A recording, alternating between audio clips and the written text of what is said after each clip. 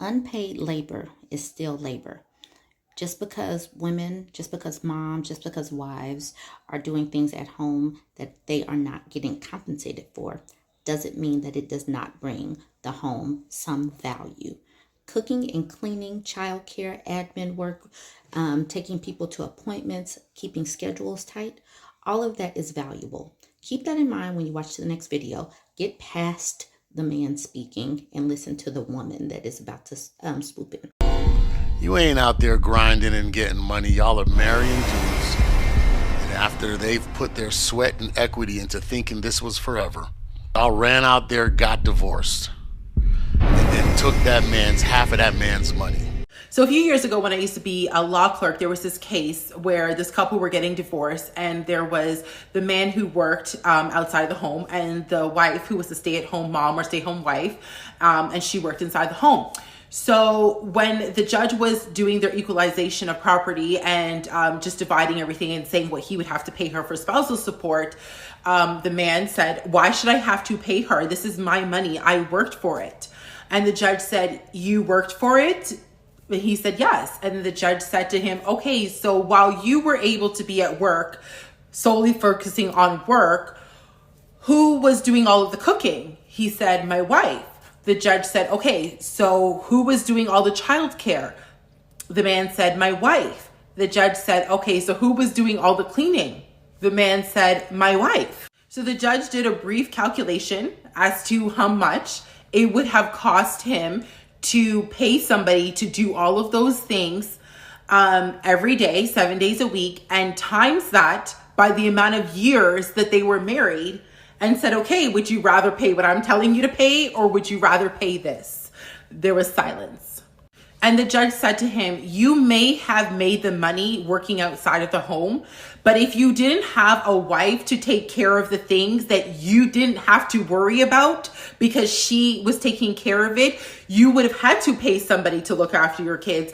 You would have had to pay somebody to cook, and you would have had to pay somebody to clean. So while she's doing work that she's not being paid for, you were actually able to make the money for the family because she was doing that work. So she was still working even though she wasn't working outside of the home."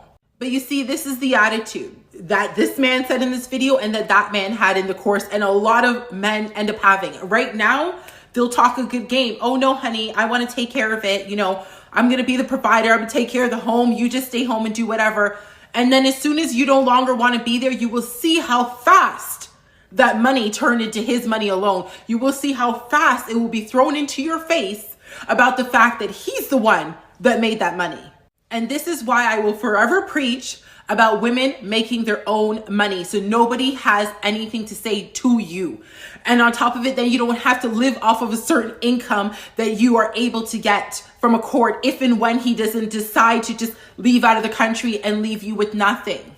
I'm not even trying to say that you have to leave your home. There's a lot of things you can do from the comfort of your own home, but having your own money is essential. Now, you heard that woman. Now, listen to this next woman. This next woman, this case is very unfortunate. Her situation is very unfortunate. But this is why you should always know what is going on in your finances. You should always have some kind of idea what is going on, even if you are not the breadwinner or the sole breadwinner. You should have some idea of what's going on. Listen to this video. This gets to the right side of TikTok. I don't even know if I'm going to post this. But I know I go on TikTok and I learn a lot all the time. So long story short, basically, when I decided I wanted to do a divorce, my taxes started looking weird. My ex-husband always filed taxes for us. I only worked probably like 2 years. We were married for almost a decade. Currently owe the IRS $18,000. And if you know the IRS, they're not asking for shit. So I filed for innocent spouse relief, and even though what he did on our taxes showed that it was all his social, because he got slick, and when he started doing the funny business, he made me head of household social, who is held responsible. So it's my bank account, my income taxes, my job, all of those will be garnished. It's not his, even though it's his social. I probably should say that they told me no for the innocent spouse. And I don't know what to do. I don't know anything about taxes. My first time filing taxes, I was, I think, 31.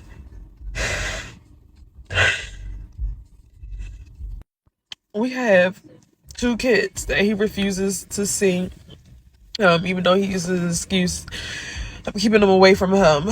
Legal documents so show otherwise, that you're offered 50-50 custody. You just don't want your kids.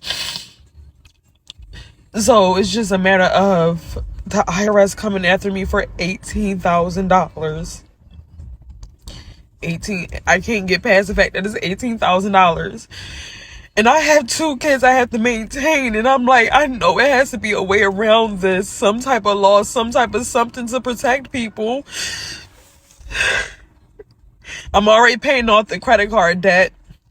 Because, when I was recovering from surgery, he took it upon himself to go add himself as an authorized user to my card and buy me a gift. He bought me a gift with my own fucking credit. So basically, yeah. Anyone who knows anything about tax laws, a tax lawyer who wants to work pro bono, something,